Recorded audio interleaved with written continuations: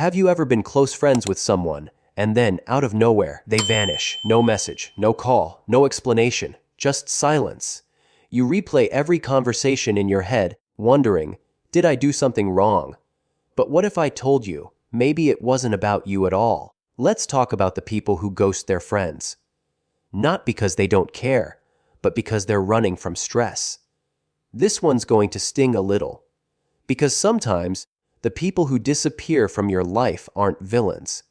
They're just overwhelmed, and they don't know how to deal with it. Ghosting. It's become the modern way of avoiding emotional discomfort. We do it in dating, sure.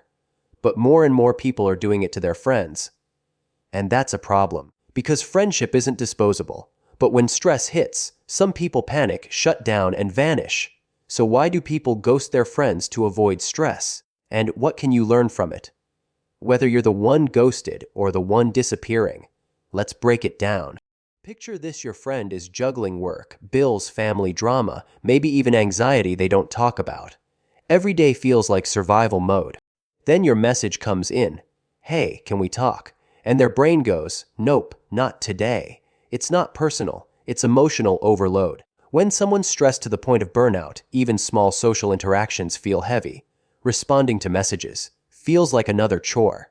Meeting up feels impossible. So instead of saying, "Hey, I'm struggling right now," they just disappear. Because ghosting feels easier than explaining pain. But here's the truth: avoiding the conversation doesn't reduce stress. It adds guilt, regret, and confusion for both sides. The stress they tried to escape just morphs into shame.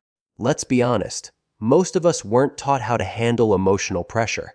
We were taught how to work hard, study, make money, but not how to say, "I need space." So when stress builds up, people default to silence. It's self-protection disguised as avoidance. Maybe they grew up in a family where expressing emotions meant weakness, or they had friends who reacted badly when they tried to open up.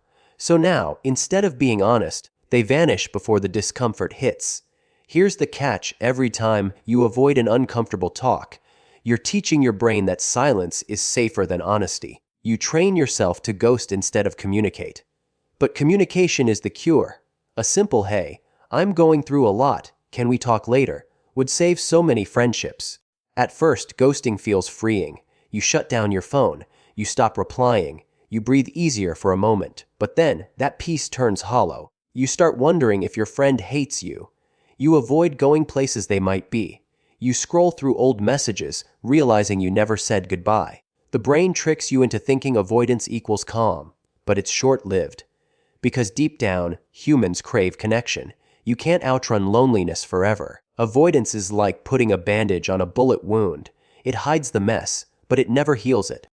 This one's hard to swallow.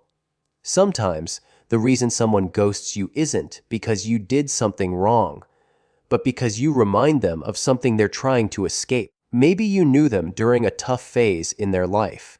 Maybe your presence triggers memories of that struggle. So when they start rebuilding themselves, they subconsciously distance from anything connected to that pain, including you. It's unfair, but it's human. People associate emotions with people, and when they can't face the feeling, they cut the person attached to it. But here's what you need to remember. If you were ghosted like this, you're not disposable. You were part of someone's story they couldn't process yet. If you've ever been ghosted by a friend, don't waste your peace trying to decode their silence. Their ghosting says more about their state than your worth. And if you're the one who's done the ghosting, take this as your wake-up call. You don't need to disappear to protect your peace. You just need to learn to speak honestly about your limits. Tell your friends when you're overwhelmed. Tell them when you need space. Real ones will understand, and the moment you choose communication over avoidance, you grow stronger emotionally. Because courage isn't just showing up when things are easy. It's staying present when life feels heavy. You see, ghosting might seem like the easier route, but connection, real messy human connection, only survives through vulnerability. So next time you feel like disappearing, pause, take a breath. Send the message you're afraid to send. "Hey, I just need a bit of time to recharge." That one line can save a friendship. And if someone's ghosted you, let go with grace. Wish them healing from afar, because sometimes closure isn't a conversation, it's acceptance. If this hit home for you, take a second and reflect. Have you ever ghosted someone because you were stressed? Or maybe you're still waiting for a message that'll never come. Drop a comment and share your story.